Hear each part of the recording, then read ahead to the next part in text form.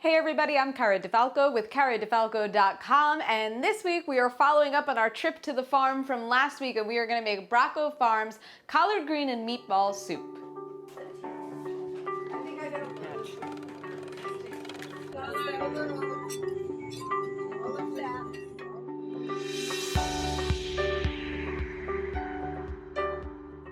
Tony and Christy Bracco of Bracco Farms were kind enough to share this recipe with us, and it's really good. My husband and I have had it already, and so we're going to be making it again for you today. So we have about a pound of ground meat. Now, here in Jersey, and I'm not sure if this is the case in other places, you can buy what's called meatloaf mix. Because there's a lot of Italian Americans here, we all use the same combination of meats for meatballs, meatloaf, and that is ground beef, ground pork, and veal.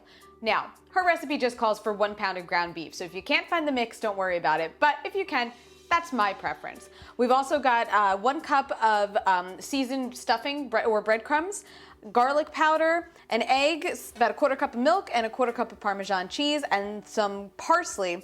That's what we're gonna mix with our meat to make the meatballs. Then we're gonna fry them in our saute pan.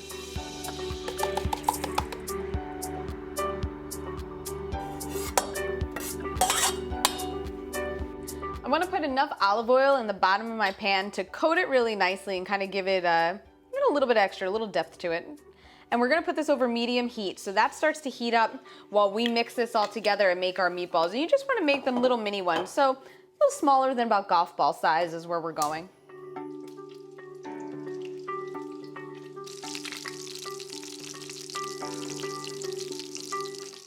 Meatballs are all seared up. We're now gonna use the same oil that we fried those meatballs in. We're gonna put it into our soup pot and warm it up again. That's where we're gonna throw in 1 chopped onion and 2 cloves of chopped garlic.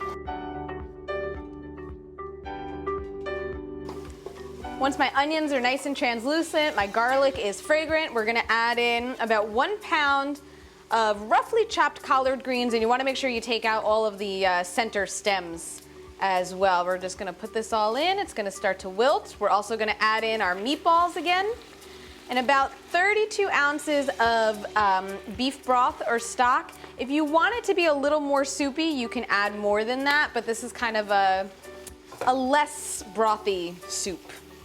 Everything's in. We're gonna cover this, bring it to a boil, reduce it to a simmer, and let it cook for about 15 minutes just so all those flavors come together, and then we're ready to roll. Once your soup has simmered all together, just serve it out in bowls, maybe topped with a little extra sprinkle of Parmesan.